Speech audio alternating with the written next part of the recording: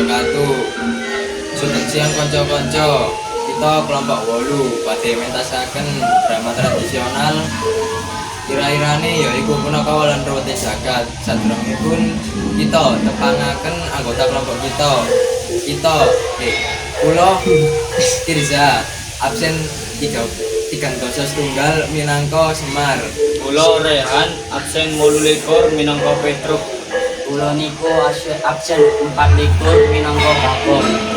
Kula Latif absen 16 minangka Gareng. Sugeng Amirsani.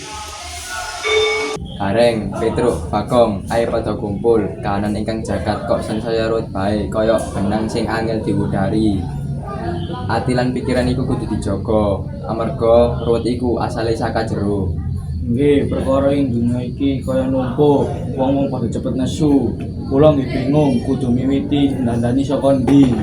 Bener Reng, akeh sing kepengin menang dhewe, lali karo bebrayan. Janji-janji kuwi kaya udan ing mangsa ketiga, cepet entek banes.